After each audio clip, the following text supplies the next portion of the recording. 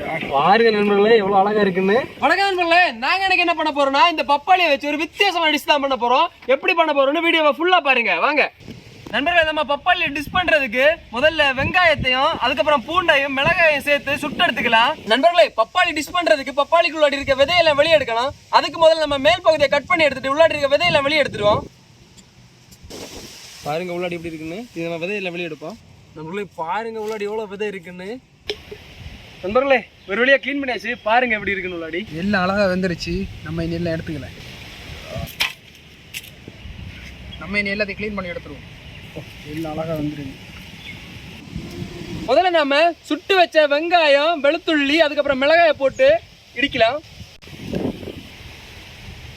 என் பங்கு கிட்ட இடிக்க சொல்றேன். இடிடா, நல்லா அருமையா இடிக்கிறோம். இதே மாதிரி நாங்க டிஷ் வந்து சின்ன வயசுல பண்ணி சாப்பிட்டு இருக்கோம். பல வருஷம் கழிச்சு இப்பதான் நாங்க சாப்பிட போறோம். நண்பர்களே, நம்ம இது கூடவே புளியும் உப்பு சேர்த்துக்கலாம். நண்பர்களே, இது கூடவே கொத்தமல்லியும் சேர்த்துக்கலாம். அதுக்கப்புறமா எலுமிச்சையும் புளிஞ்சு விட்டுக்கலாம். நண்பர்களே, ரொம்ப வாசனையா இருக்கு. இனிமே நம்ம தொலியை க்ளீன் பண்ணிட்டு அப்படியே சாப்பிட வேண்டியதுதான். நண்பர்களே, டிஷ் ரெடி ஆயிருச்சு. இனிமே நம்ம இதை கட் பண்ணி சாப்பிட வேண்டியதான் வாங்க. பாருங்க நண்பர்களே எவ்வளவு அழகா இருக்குன்னு. சாப்பிடுவோம். சாப்பிட்டா வேற லெவல்ல இருக்கும்.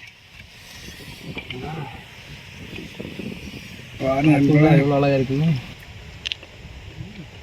நண்பர்களே, ரொம்ப அருமையா இருக்கு. இதே மாதிரி நீங்களும் ட்ரை பண்ணி சாப்பிடுங்க. வேற லெவல்ல இருக்கும்.